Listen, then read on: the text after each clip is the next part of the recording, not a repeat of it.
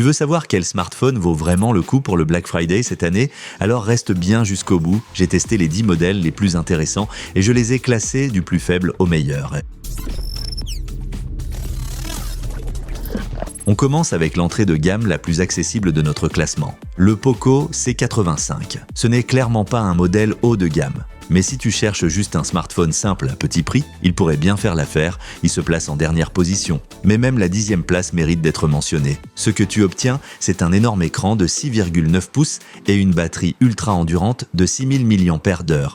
Largement de quoi tenir 2 jours sans problème. Même l'appareil photo de 50 mégapixels est plutôt correct pour le prix. C'est un téléphone fait pour ceux qui veulent juste WhatsApp, YouTube et un peu de navigation. Bien sûr, il y a des compromis. L'écran n'est qu'en HD+, ce qui ne rend pas super bien vu sa taille, et le processeur est assez lent. Clairement pas fait pour les jeux ou les applications exigeantes. Comparé aux autres modèles, c'est une solution vraiment basique. Mais si tu veux un téléphone pas cher, endurant et qui fait le job, le Poco C85 peut vraiment suffire. Et n'oublie pas, les meilleurs prix pour tous les smartphones de cette vidéo sont en description juste en dessous.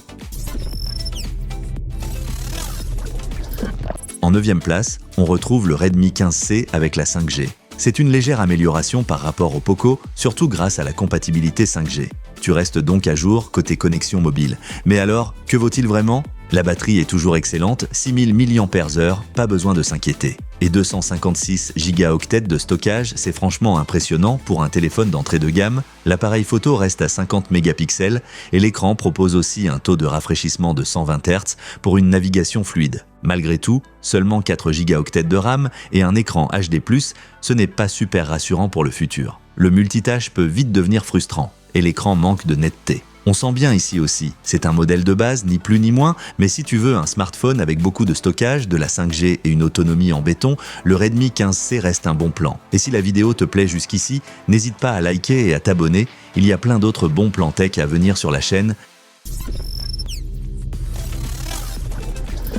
En 8e place, une vraie surprise, le CMF Phone 2 Pro. Tu ne le connais peut-être pas encore, mais il bouscule clairement le milieu de gamme. Si tu cherches du style et une bonne qualité photo, garde-le à l'œil, l'écran AMOLED est bien défini et fluide grâce à ses 120 Hz, vraiment top à ce prix. Côté photo, tu as un capteur principal de 50 mégapixels et même un téléobjectif, ce qui est ultra rare dans cette gamme, et avec un port micro SD en plus, tu es tranquille sur le stockage.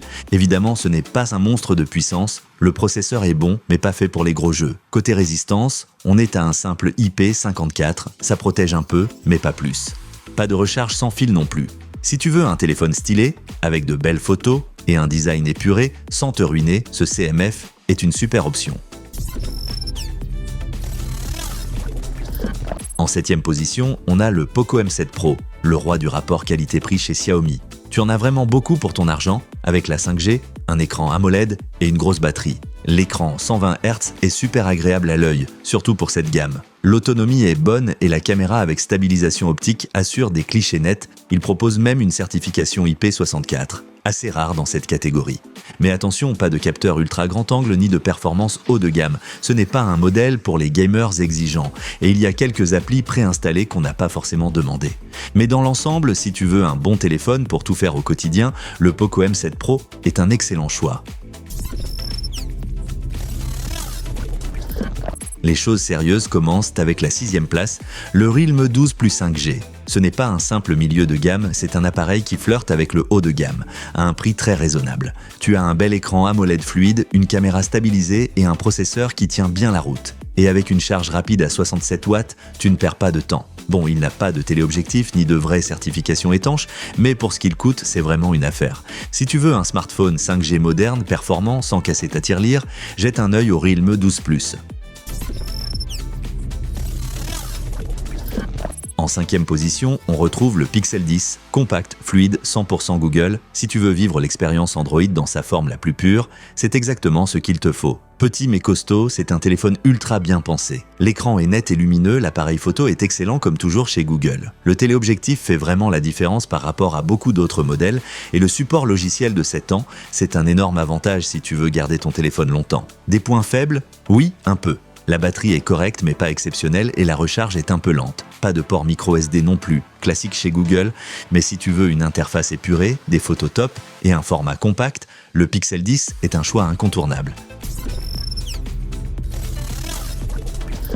La 4e place revient à Sony. Oui, ils fabriquent donc toujours des smartphones et pas n'importe lesquels. Le Xperia 1.7 est une pépite pour les connaisseurs, un modèle haut de gamme au caractère bien affirmé. Tu bénéficies d'un superbe écran, d'une qualité audio de référence, avec prise jack s'il vous plaît, et de caméras ultra solides. Si tu aimes les vidéos, les photos ou la musique, ce téléphone a clairement été pensé pour toi. Mais attention, Sony n'a pas mis la barre sur tout. La résolution reste en Full HD+, alors qu'on aurait aimé un écran 4K vu le prix. Et justement, le prix est élevé. Il faut savoir ce qu'on achète. Tu veux un téléphone original, puissant, taillé pour les créateurs? Le Xperia 1.7 est fait pour toi. Sur la 3e marche du podium, le Nothing Phone 3. Si tu veux un smartphone qui sort du lot, le design seul suffira déjà à t'attirer. Mais ce téléphone ne se contente pas d'être beau, il est aussi très performant. Avec un écran de haute qualité, un processeur puissant et une triple caméra efficace, il ne laisse pas grand-chose à désirer. La certification IP68 est aussi un vrai plus, et côté logiciel, c'est propre et prometteur. Les bémols? Il est un peu lourd et il n'y a pas de port micro SD. Mais dans l'ensemble, l'expérience utilisateur est excellente. Tu veux de la technologie stylée, moderne et performante? Le Nothing Phone 3 est clairement un modèle à considérer. En 2e position, le monstre de puissance signé Realme, le GT7. Ce téléphone, c'est du lourd dans tous les sens du terme. Il coche pratiquement toutes les cases, que ce soit pour la batterie, les performances ou l'écran. Avec une luminosité impressionnante, un affichage ultra fluide et une configuration haut de gamme, ce modèle n'a peur de rien. 16 Go de RAM, 512 Go de stockage, recharge ultra rapide et même une protection IP69. Du très sérieux. Manque juste la recharge sans fil et il est un peu massif. Mais franchement, à ce niveau-là, on lui pardonne. Tu veux un téléphone rapide, solide, endurant, sans compromis? Le GT7 est le boss. Et en première place, le grand gagnant, le Pixel 9 Pro XL. Pourquoi?